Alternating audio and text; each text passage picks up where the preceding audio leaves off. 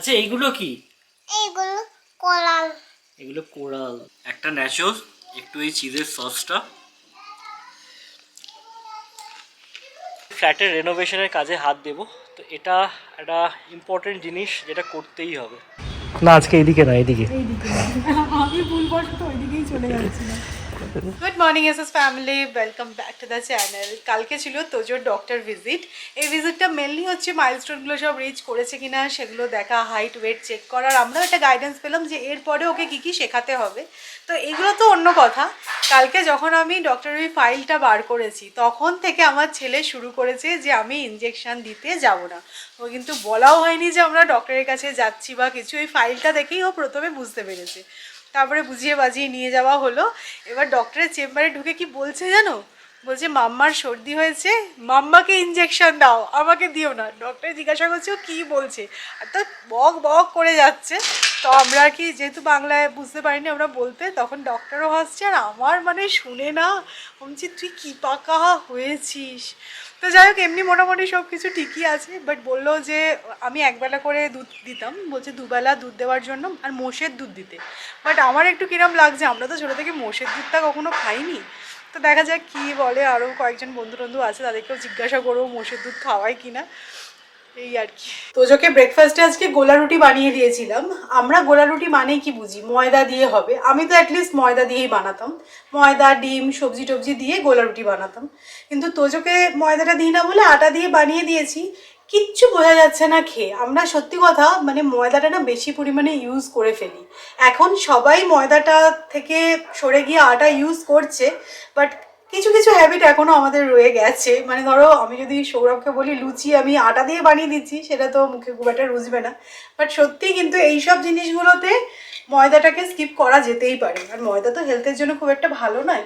আজকে তোজোর জন্য বানিয়েছি গোলা রুটি। আমরা এখন ব্রেকফাস্টে বানাচ্ছি দোসা, কারণ তোজো দুদিন সাউথ ইন্ডিয়ান খাবার খেয়েছে। মানে একদিন ইডলি বানিয়ে দিয়েছি খেয়েছে, একদিন দোসা বানিয়ে দিয়েছি খেয়েছে, আজকে আর খাবে না। তাই জন্য ওর জন্যই শুধু গোলা রুটিটা হয়েছিল।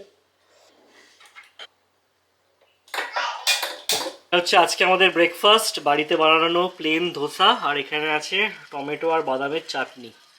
সত্যি বলতে লাস্ট কয়েক মাস ধরে আমাকে একটা জিনিস খুবই চিন্তায় ফেলেছিল, চুল আঁচড়ালেই হেয়ার ফল, শাওয়ারের পর বাথরুমের ফ্লোরে হেয়ার।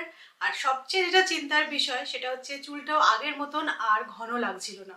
আর কি হচ্ছিল বলতো, স্ক্যাল্পটাও না ভীষণ ড্রাই হয়ে যাচ্ছিল, তার জন্য মাঝে মাঝেই ড্যান্ড্রফ। যতই তেল শ্যাম্পু ইউজ করি না কেন মনের মতন রেজাল্ট পাচ্ছিলামই না। আর তখনই বুঝলাম শুধু চুলে তেল লাগালেই হবে না, স্ক্যাল্পের ভেতর থেকে কেয়ার করা দরকার। এই সময় আমি এসেনশিয়াল অয়েল নিয়ে একটু পড়াশোনা শুরু করি, আর তখনই আমার চোখে পড়ে Sesa rosemary essential oil. Sesa এমন একটা ব্র্যান্ড যাদের উপর আগে থেকেই ভরসা করি। 30 বছরের আয়ুর্বেদিক এক্সপার্টিস। এই রোজমেরি এসেনশিয়াল অয়েলটা 100% পিওর, ন্যাচারাল, স্টিম ডিস্টিলড আর প্রিমিয়াম স্প্যানিশ রোজমেরি দিয়ে তৈরি। আমি ভাবলাম তাহলে চলো এটাই একবার ট্রাই করে দেখা যাক। একটা জিনিস খুবই ইম্পর্টেন্ট, এসেনশিয়াল অয়েল কখনোই সরাসরি স্ক্যাল্পে লাগানো উচিত নয়। আমি কি করি, 3 থেকে 5 ফোঁটা সেসা রোজমেরি এসেনশিয়াল অয়েল নারকেল তেলের সাথে মিশিয়ে নিই আর হেয়ারে স্ক্যাল্পে ভালোভাবে মাসাজ করে নিই আর রাতভর রেখে দিই। মাসাজটা স্ক্যাল্পে ব্লাড সার্কুলেশন বাড়ায় আর হেয়ারটাকে স্ট্রং করে। প্রায় 2-3 সপ্তাহ পরেই আমি ডিফারেন্সটা ফিল করি। হেয়ার ফল অনেকটাই কমে গেছে, স্ক্যাল্প আগের থেকে অনেকটাই হেলদি লাগছে। আর সবচেয়ে খুশির ব্যাপার, হেয়ার লাইনের কাছে ছোট ছোট বেবি হেয়ার। চুলটা আগের থেকে অনেকটাই ঘনে দেখাচ্ছে, টেক্সচারটাও কিন্তু অনেকটাই সফট হয়েছে। এটা কিন্তু শুধু আমার ফিল নয়, চোখে পড়ার মতন রেজাল্ট। তোমরা যদি আমার মতো হেয়ার ফল, থিন হেয়ার অথবা আনহেলদি স্ক্যাল্প নিয়ে স্ট্রাগল করো তাহলে অবশ্যই এই প্রোডাক্টটা একবার ট্রাই করে দেখতে পারো। আমি ডেসক্রিপশনে লিংক দিয়ে দেবো আর তার সাথে সাথে কুপন কোডটাও মেনশন করে দেবো। ইউজ করার পরে তোমাদের ফিডব্যাকটা আমাকে কমেন্ট সেকশনে অবশ্যই লিখে জানিও, কারণ আমার মনে হয় ভালো জিনিস সবসময় শেয়ার হওয়াই উচিত। গুড মর্নিং তুমি করে মামা বকে। দুষ্টুমি করলে মা বকে, তো বকবেই তো। তুমি সবাইকে একটু ম্যাজিক বুকটা দেখিয়ে দাও, তোমার ম্যাজিক বুকটা। ম্যাজিক বুক কুকাকে এমি বুক কাহে। এই জিনিসটা বেশ সুন্দর, এখানে এরকম পেন দিয়ে স্ক্র্যাচ করলে এর মধ্যে বিভিন্ন ফিগার্স আছে, সেগুলো আছে মানে এ থেকে জেড অবধি আর কি। যাই হোক, দুষ্টুমিটা কি একটু বেড়ে গেছে মনে হচ্ছে? হ্যাঁ তোজো, আবার আবার গান নাচছিস? মা বকেছে বলে না একটু শান্ত আছে এখন, একটু বকুনি খেয়েছে আজকে সকাল সকাল। পিটি কাবি পিটি। কালকে ডক্টর কি বললো তোজো? ইঞ্জেকশনটা দিল ইঞ্জেকশন হ্যাঁ ইঞ্জেকশন দেয়নি, একদমই দেয়নি ইঞ্জেকশন। তোজোর মা আজকে একটা ভালো কাজ করেছে, নিজে আর ব্যাগ নেয়নি, তোজোর কাঁধেই ব্যাগ দিয়ে দিয়েছে। নিজের জলের বোতল নিজে বউ, নিজে বউ, হ্যাঁ সব ছোট থেকে অভ্যাস সবাই ভালো। না আজকে এদিকে না, এদিকে এইদিকে আমি ভুলবশত ওইদিকেই চলে যাচ্ছিলাম। আজকে আমরা গাড়ি করে যাচ্ছি না কোথাও।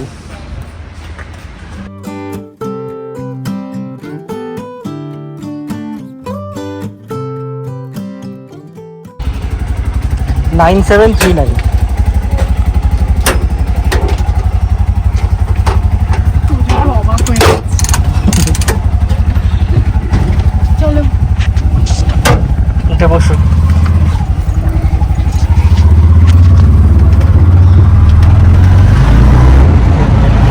তোজো কিন্তু এই রাইডটা বেশ এনজয় করছে। কিসে উঠেছো তুমি? আমি অটোতে উঠেছি অটোতে উঠেছি তো। অটোতে।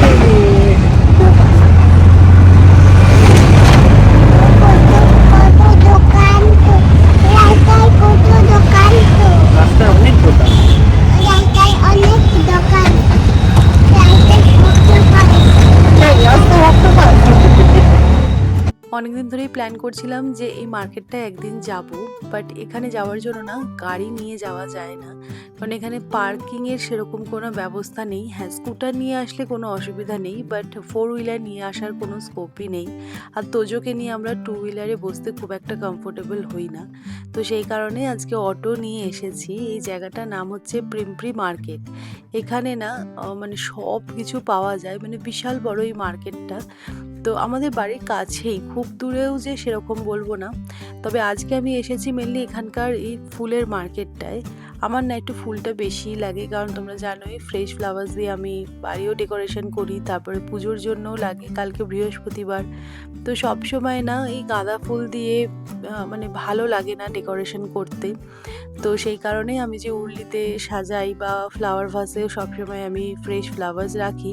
তো সেই কারণে মনে হলো যে এই মার্কেটটায় এসে এখান থেকে যদি নিই একটু সস্তাও হবে আর খুব ফ্রেশ ফ্লাওয়ার পাওয়াও যায়।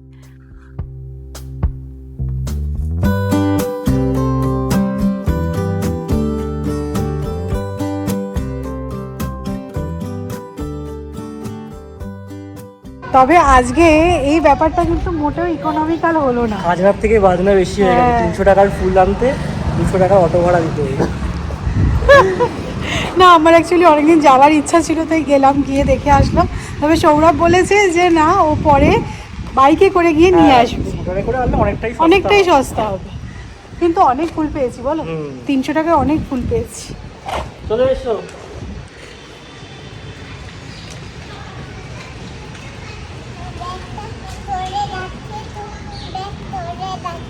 চলে যাচ্ছে, ঠিক আছে চলো। সেদিনকেই তোমাদেরকে বলছিলাম যে ইনসেক্টের মডেলগুলো দেখে তোদের খুব ভালো লাগে। তো সৌমি ওর জন্য দেখো এই মেরিন অ্যানিমালস গুলো নিয়েছে, অ্যামাজন থেকে খুঁজে খুঁজে বার করেছে।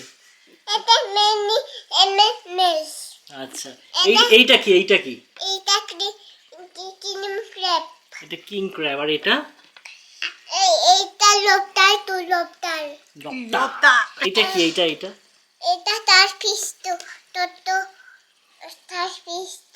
ছোট্ট স্টারফিশ। আচ্ছা বারে বাহ, খুব ভালো তো জিনিসটা, না তোর পছন্দ হয়েছে তো আমার গিফট?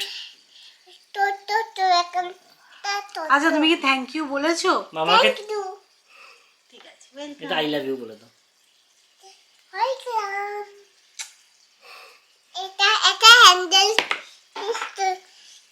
এক্সাইটেড হয়ে গেছে, সব পড়ে যাচ্ছে।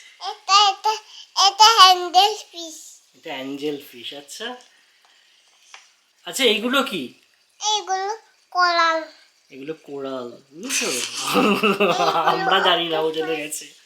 এইগুলো অক্টোপাস, এটা অক্টোপাস। আচ্ছা এটা পেঙ্গুইন। এটা পেঙ্গুইন, বারে বাহ।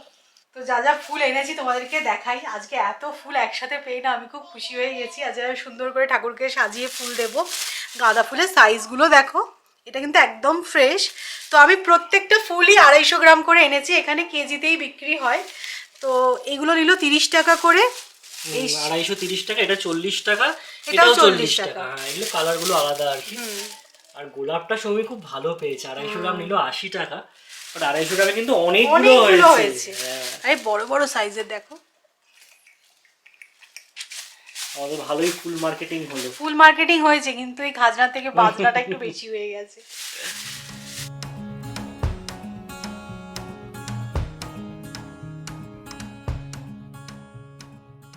हाँ, एक्चुअली वो बालकनी का रूफिंग के बारे में बात करना था।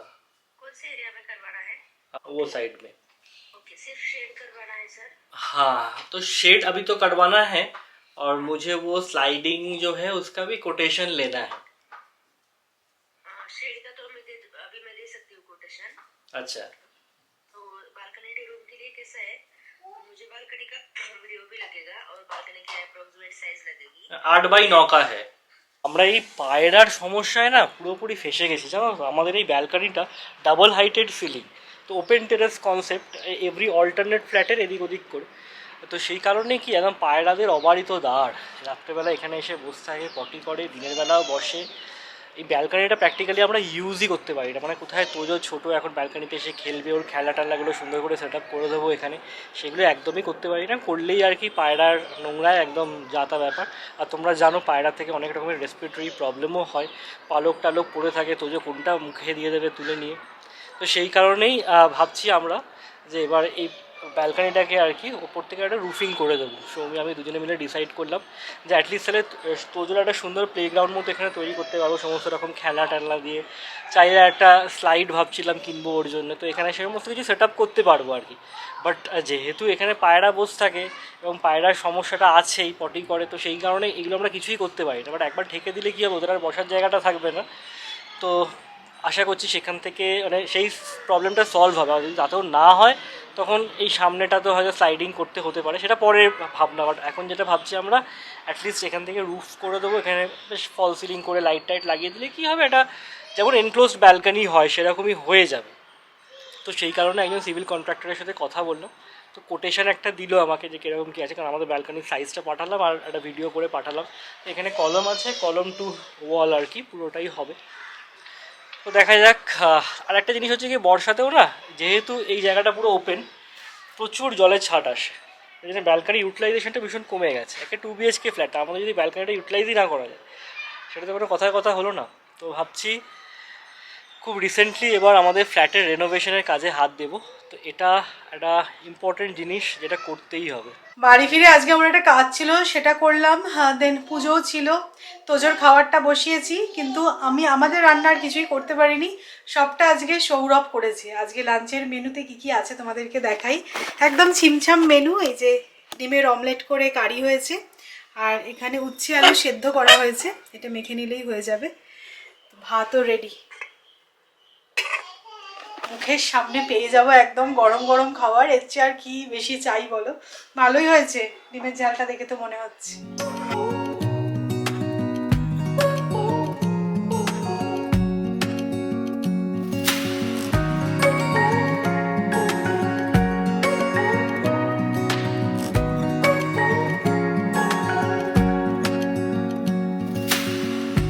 Searching for something that ain't lost. আমাদের লাঞ্চ হয়ে গেছে। আমি রুম থেকে জাস্ট বেরোনোর সময় এই ভিজুয়ালটা দেখে এত ভালো লাগলো, এত স্যাটিসফাইং লাগলো, ভাবলাম তোমাদের সাথেও শেয়ার করি। আজকে অ্যাকচুয়ালি গিয়ে ফ্রেশ ফ্লাওয়ার্স নিয়ে এসেছি, সেগুলোকে সুন্দরভাবে অ্যারেঞ্জ করেছি। খুব ভালো লাগে দেখবে, মানে fresh flower, original plants are candle, এই তিনটে জিনিস ঘরকে অনেক বেশি কোজি বানায়। আর দেখো এই রোজগুলো না অনেকটাই শুকিয়ে গেছিলো, তো ফেলে না দিয়ে আমি ভাবলাম যে রোজ পেটালসগুলো এইভাবে রেখে দিই। তো উর্লির মধ্যে এরকমভাবে ফ্লাওয়ার্স আমি ডেকোরেট করছি প্রায় মাস 2 হলো। খুব ভালো লাগে, পজিটিভ একটা ভাইবস দেয়, তোমাদের আগেও আমি বলেছি। আর এদিকে দেখো এখানে একটু ফ্লাওয়ার্স রেখে দিয়েছি, আর এইখানে এই ফ্লাওয়ার্সটা রেখেছি।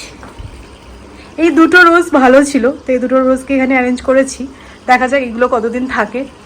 আর দুটো সানফ্লাওয়ারও এনেছিলাম আজকে। আর আমি তো বলবো আমার লিভিং রুমের এখন কোজিয়েস্ট পার্ট হচ্ছে এই জায়গাটা। যবে থেকে এই ফাউন্টেনটা এনেছি এত ভালো লাগে। Our lines cross.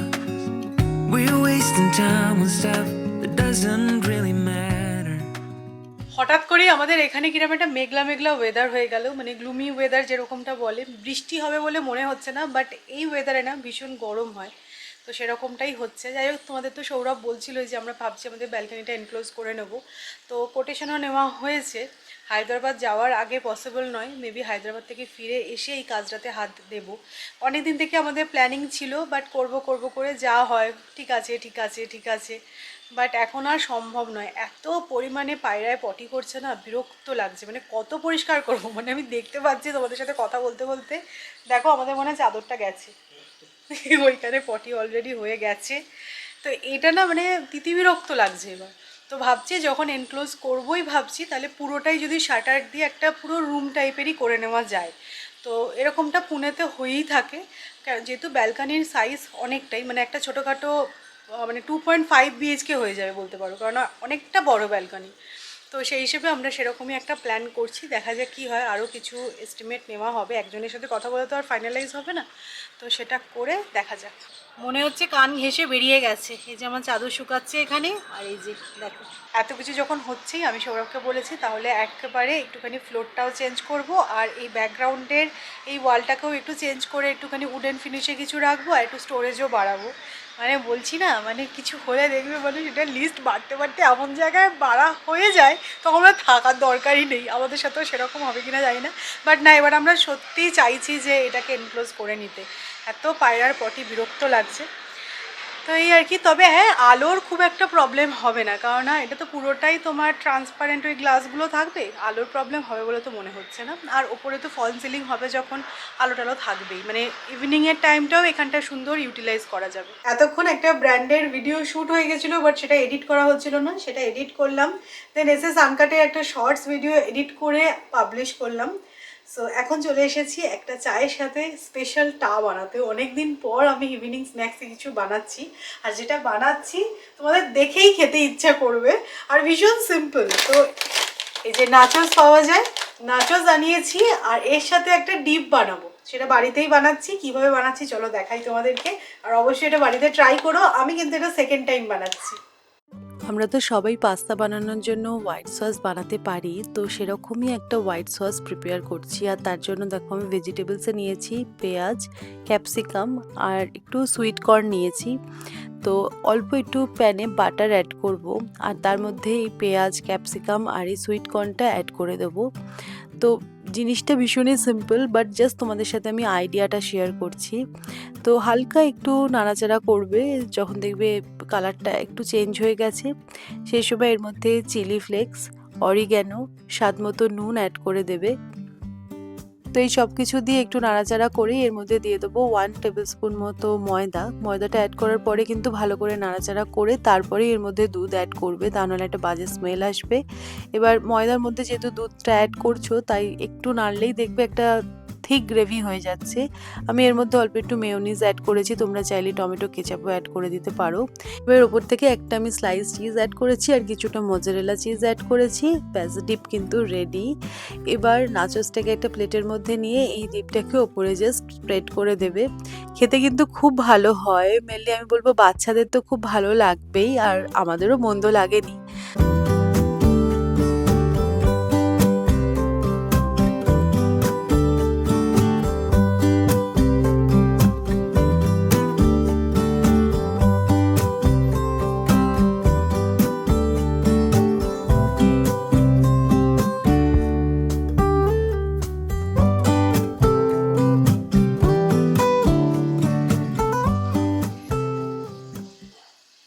এটা দেখতে কিন্তু হয়েছে পুরো একদম ক্যাফে স্টাইল, তাই না?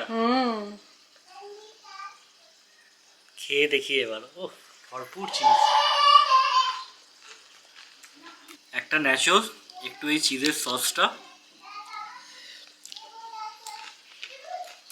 দারুণ, খুব ভালো একটা স্ন্যাক্স আইটেম। ট্রাই করো তোমরাও, বাড়িতে ফ্রেন্ডস আসলেও দেওয়া যায়।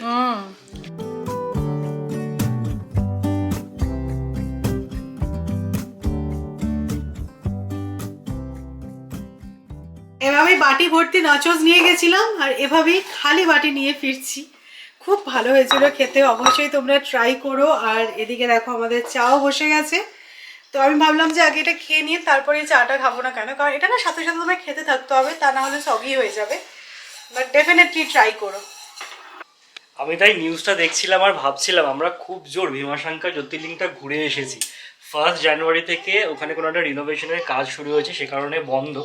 আর খুলবে সেই পয়লা বৈশাখের পর, মানে যখন একদম ভরা গরম। আমরা যেই সময়টা গেছিলাম ওয়েদারটাও ভালো ছিল, আর আমরা ঘুরে আসার দিন 15-20 পর থেকেই বন্ধ হয়ে গেছে। তাই ভাবলাম যে ঠাকুরের জায়গায় যখন টানবে তখন ঠিক যাওয়া হয়েই যাবে। আমাদের এরকম যে কোনো আগে থেকে প্ল্যান ছিল যে জ্যোতির্লিঙ্গে যাবো সেরকমটা না, হঠাৎ করেই প্ল্যান হয়ে চলে যাই। এবং বেশ ভালোই হয়েছে, আমাদের দর্শন হয়ে গেছিলো। আর না হলে এবছর হওয়া মুশকিল ছিল। এখানে মা আর ছেলেতে পড়াশুনো করছে এখন, সন্ধেবেলা একদম বই খাতা নিয়ে বসে গেছে। আর এই নাম্বারিং আর এই শেপসের এই সেটটা না খুব ভালো। তো যে এটা পারছে এখন, দেখছি পুরোটা সলভ করে দেয়। আচ্ছা, তো যে সার্কেলটা একটুখানি উঠিয়ে দাও তো আমাকে, সার্কেলটা দাও উঠিয়ে ওটা সাইকেল টু। দাও, উঠিয়ে আমাকে হাতে দাও। Very nice. এবার ট্রায়াঙ্গেলটা একটু উঠিয়ে দাও তো, ট্রায়াঙ্গেলটা। হ্যাঁ, ট্রায়াঙ্গেলটা। সাইকেল সাইকেলটা ভেরি গুড। এখানে। এই তো ট্রায়াঙ্গেল, গুড। এখানে শেপস আর নাম্বার এগুলো চেনাচ্ছি আমরা আর কি আস্তে আস্তে। এটা স্টেপস, এইগুলো স্টেপস, তো এইগুলো না স্টেপস, এগুলো সেফ না, এগুলো টয়েস। এইগুলো টয়। বলো এটা কি বল।